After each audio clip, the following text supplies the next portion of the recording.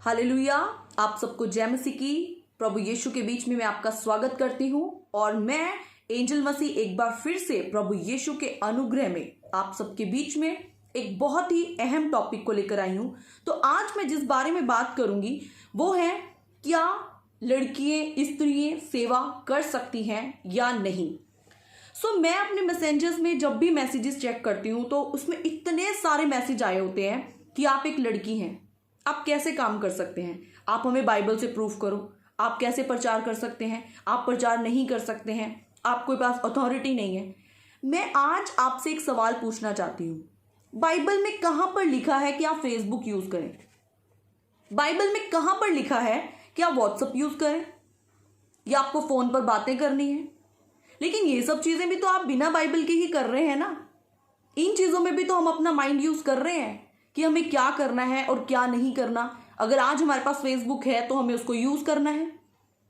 देखिए, जैसे मैंने यहां पर कुछ पॉइंट्स लिखे हैं जिन मुद्दों से आज मैं आपके साथ बात करना चाहती हूं। मैं बहुत ही शॉर्ट टर्म में आपसे बात करूंगी। कभी प्रभु ने मौका दिया तो मैं पूरी डिटेल में भी आपको इस चीज को समझा सकती हूँ कि कैसे परमेश्वर ने स्त्रियों को चुना है। अब देखिए, परमेश्वर ने उत्पत्ति के बीच में आदम को कहा कि तुम जाओ, पृथ्वी पर फूलो फलो और पृथ्वी पर भर जाओ। अब मेरा क्वेश्चन आपसे ये है कि आदम बिना हवा के कैसे पूरी पृथ्वी पर फैल जाता, भर जाता, उसका वंश कैसे बढ़ जाता? हमें ये समझने की जरूरत है कि परमेश्वर ने आदम और हवा दोनों को एक सा अधिकार दिया है। अब आप मुझे एक चीज बताएं, परमेश्वर ने, अगर आप बाइबल को ही सारा फॉलो करते हैं तो आप मुझे एक चीज बताएं, बाइबल में परमेश्वर ने आदम को कहा कि तू अपने खून पसीने की कमाई करेगा, तो फिर आप पूरे वर्ल्ड के अंदर ये अनाउंसमेंट करें कि बाइबल के हिसाब से औरत काम नहीं करेगी, बाइबल के हिसाब से औरत को काम नहीं करना। आप क्यों जॉब्स करवाते हैं? फिर क्यों आज के टाइम में नारी शक्ति है और हर चीज में इक्वल सा उनको पार्ट दिया गया है? मुझे ये चीजें समझ नहीं आती हैं। हम बाइबल कहते तो हैं कि हम बाइबल में क्या लिखा है, बाइबल में क्या लिखा है, क्या सचमुच जो बाइबल में लिखा है हम उसको फॉलो करते हैं या फिर सिर्फ हम एक क्वेश्चन मार्क, सिर्फ कमियां ढूंढने के लिए ही उस चीज को यूज करते हैं? अब देखिए, आप मीका उसका 6 उसका 4 अध्याय में आप स्टडी करें खुद। वहां पर परमेश्वर ने क्लियर कहा है कि मैंने इजराइलियों को निकालने के लिए, उनकी अगुवाई करने के लिए मूसा को, हारून को और मरियम को, तीनों को रखा।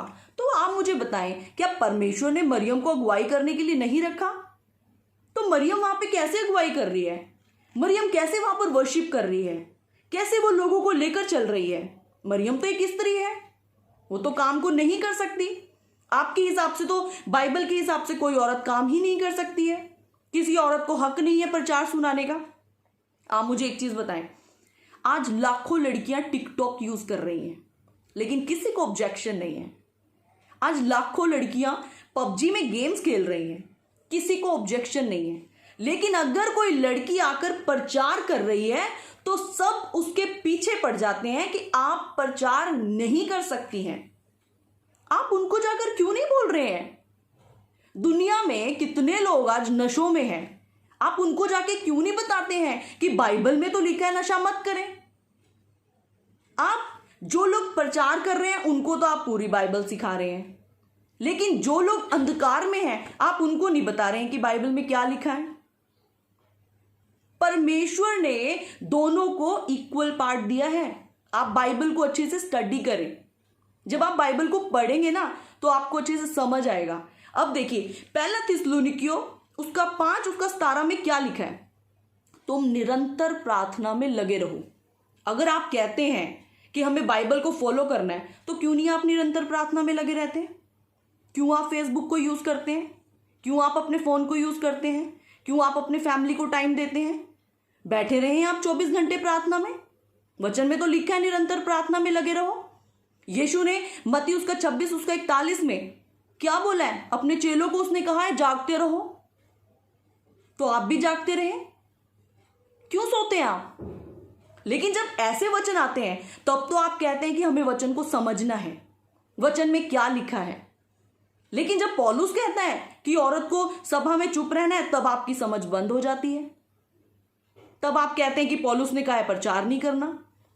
लेकिन आप भूल जाते हैं अब देखिए यहां पर यूहन्ना उसका 12 उसकी 26 में क्या लिखा है, वहां पर लिखा है यीशु मसीह कहता है जो कोई मेरी सेवा करेगा वो वहां बैठेगा जहां पर मैं हूं। तो ठीक है, फिर हम सब स्त्रियां नरक में चले जाते हैं, सब पुरुषों को हम ये अधिकार दिया गया है परमेश्वर की तरफ से, सब पुरुष जाकर सेवा को करें और वहां जाकर बैठ जाएं जहां यीशु है। हम क्या करेंगे? औरतों को क्या करना है फिर? आपके हिसाब से तो औरतों को चुप रहना है, प्रचार नहीं कर सकते, उनके पास कोई हक नहीं है। लेकिन यहां तो परमेश्वर कह रहा है यदि कोई भी मेरी सेवा करे, यहां पर तो नहीं लिखा कि सिर्फ पुरुष ही सेवा करे, यहां पे तो लिखा कोई भी कर सकता है, मेल हो या फीमेल हो। फिलिपुस, आप फिलिपुस के बारे में जानते होंगे, प्रेरितों के काम उसका 21 अध्याय उसका 8 और 9 में आप पढ़ें। फिलिपुस की 4 बेटियां थी और वो चारों की चारों भविष्यवाणी करती थी। अब भविष्यवाणी के दान वरदान कैसे खुलते हैं? जब आपका कनेक्शन परमेश्वर के साथ होगा, जब आपकी बातचीत परमेश्वर के साथ होगी। बट बाइबल के हिसाब से तो आप एक प्रचारक बन ही नहीं सकते हैं, आप सेवा कर ही नहीं सकते हैं। फिलिपुस क्या पौलुस के साथ नहीं रहता था? उसे ये नहीं मालूम था कि पौलुस ये कह रहा है कि औरतों को सेवा नहीं करनी, लेकिन उन्होंने उन चीजों को थामा जो परमेश्वर की प्रतिज्ञाएं हैं। हम एक वचन को पढ़कर पूरी जिंदगी उसको तोड़ते मरोड़ते रहते हैं, अपने हिसाब से हम उसको ठीक कर लेते हैं, लेकिन एक्चुअल में परमेश्वर की यह क्या योजना है हम उसको समझने की कोशिश नहीं करते हैं। अब आप देखिए यहां पर योएल उसका 2 उसका 28 और 29 जब आप पढ़ेंगे वहां पर क्या लिखा है, बेटे हो बेटियां हो वो भविष्यवाणी करेंगे और अंतिम समय में मैं तुम्हारे दास पर दासियों पर अपनी आत्मा को उंडेलूंगा। अरे परमेश्वर का आत्मा बोल रहा है कि मैं अंतिम समय पे बेटियों पर भी उतरूंगा, दासियों पर भी उतरूंगा। आप लोगों को ऑब्जेक्शन है?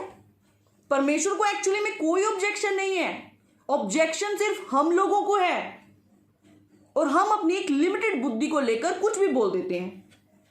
हमें किसी से कोई मतलब नहीं है हमें क्या करना है क्या नहीं करना। जब यीशु मसीह मारे गए और जब यीशु मसीह 3 दिन के बाद जी उठे, यूहन्ना उसकी 20 उसकी 17 में आप स्टडी कर सकते हैं। यीशु ने खुद मरियम को कहा जा और बता कि मैं जी उठाऊं। यीशु ने तो नहीं कहा, यीशु ने नहीं कहा कि तू औरत है तू जाके प्रचार नहीं कर सकती, तू स्त्री है तू जाके प्रचार नहीं करेगी, पहले मेरे किसी चेले को बुला। यीशु ने ऐसा कुछ नहीं कहा। लेकिन आज हम कहते हैं, जब आप बाइबल में पढ़ेंगे सामरी स्त्री के बारे में, सो हम वहां पर क्या देखते हैं, वो एक पापन थी, व्यभिचार किया था उसने, 5 पति कर चुकी थी, तब भी उसने जाके प्रचार किया और यीशु के सामने किया और सारे गांव के लोगों को बचा लिया। यीशु ने कोई ऑब्जेक्शन नहीं किया वहां पर कि तू प्रचार नहीं करेगी। अगर इतनी ही प्रॉब्लम होती तो यीशु मसीह मना कर देते। हम किस सोच में हैं? अरे पौलुस ने एक बात कही है, आप पहले उसको स्टडी तो करें, वो क्यों बात कही है। पौलुस ने तो बहुत कुछ कहा है। आप मुझे एक चीज बताएं, अब हम जाते हैं कटिंग करवाने जाते हैं, पौलुस ने तो कहीं नहीं लिखा कि हम अपने बालों की कटिंग करवाएं। फिर जब हम कटिंग करवा के आते हैं हमारे बाल भी चुभते हैं, उसके बाद हमें नहाना पड़ता है। बाइबल में कहाँ लिखा है कि तुम नहा लो भाई, कटिंग करवाने के बाद आपको नहाना है? बाइबल में कहाँ लिखा है कि आपको टूथब्रश करना है, कोलगेट करना है, सेंसोडाइन यूज करना है? वो भी तो सब हम अपने दिमाग से इस्तेमाल कर रहे हैं। तो प्रचार करने के बारे में हम बाइबल से वर्सेस ढूंढने लग जाते हैं। एक्चुअल में प्रॉब्लम मालूम है क्या है? जो वचन में लिखा है उसे फॉलो नहीं करना, लेकिन जो वचन में नहीं लिखा उसको ढूंढना है। ये प्रॉब्लम है हमारी। हमें कुछ वचनों को समझना है, परमेश्वर हमसे क्या कहना चाहते हैं। आपने सिर्फ एक मुद्दा पकड़ा हुआ है कि औरतें प्रचार नहीं कर सकती। आपको मालूम है उत्पत्ति उसका 3 उसके 15 में क्या लिखा है, मैं तेरे और स्त्री के वंश के बीच में बैर उत्पन्न करूंगा। शैतान सबसे ज्यादा अगर नफरत करता है तो वो स्त्री से नफरत करता है, क्योंकि स्त्री के वंश ने उसको नष्ट किया। वो शैतान कभी नहीं देख सकता कि एक स्त्री प्रभु का काम करे। आज वही काम से आप कर रहे हैं, आप शैतान के उस विजन को पूरा कर रहे हैं। आपको मालूम है जब भी कोई युद्ध होता है उसके लिए बहुत सारे सैनिक चाहिए होते हैं, लेकिन शैतान आज सब सैनिकों को खत्म कर रहा है, क्योंकि आपकी इस सोच के अनुसार कि औरतें काम नहीं कर सकती, परमेश्वर की योद्धा कम हो रहे हैं, परमेश्वर की वो पूरी की पूरी सेना कम हो रही है। आज मैं आप सबको बोलना चाहती हूं, आप लड़कियां हैं, आप लेडी हैं, आप परमेश्वर के काम को करें। आप सोचें, अगर लाखों करोड़ों स्त्रियां परमेश्वर के प्रचार को करने लग जाएं तो परमेश्वर का प्रचार कहां तक पहुंच जाएगा। यीशु मसीह आने वाले हैं, हमें सबको बताना है कि यीशु आने वाले हैं। आप स्टडी करें, पौलुस इब्रानियों का 5 उसके 11 से 14 में पौलुस क्या कहता है, क्या कह रहा है यहां पर पौलुस? वो कह रहा है कि अभी तक तो ना तुम्हें दूध पीते तुम बच्चे हो, वो कह रहा है। पढ़े इसको ध्यान से। पौलुस की सिर्फ एक ही बात को मत पकड़ें, उसकी सब बातों को स्टडी करें। वो कह रहा है अगर तुम्हें वचन का ज्ञान होता ना तो तुम बालक ना होते। अरे परमेश्वर आपसे क्या कहना चाहता है? परमेश्वर ने सबको एक समान बनाया है। तो आज आपको क्या करना है? आज हमें परमेश्वर के प्रचार को सुनाना है। मेरी जिंदगी प्रभु यीशु की जिंदगी है। मेरा जीना, मेरा मरना, मेरा उठना, मेरा बैठना, सब कुछ परमेश्वर के लिए है। पौलुस क्या कहता है? हम सब एक हैं, ना कोई नर ना कोई नारी, सबको एक समान बना दिया है। आप पौलुस की इस आयत को तो लेते नहीं है, लेकिन पौलुस की उस बात को जरूर पकड़ लेते हैं कि नारी प्रचार नहीं कर सकती। अब आप मेरे को एक चीज बताएं, जब हम न्याय के टाइम पर खड़े होंगे उस वक्त में ना आपका भाई, ना आपके डैडी, ना आपका कोई भी नहीं आएगा। परमेश्वर आपसे बात करेगा, आप मेरे लिए क्या कर कर आए हो। सो अब हम आपके कहने से चुप बैठ जाएं, हम प्रभु के प्रचार को ना करें, शांति से अपने घरों में बैठ जाएं। और जब प्रभु हमसे पूछेंगे कि आपने क्या किया है, तो हम क्या बोलेंगे? हाँ जी, हमें उन्होंने कह दिया था आप प्रचार मत करें। आप जाके दुनिया को बचाओ ना। आप क्यों इन चीजों के झंझटों में पड़े हो?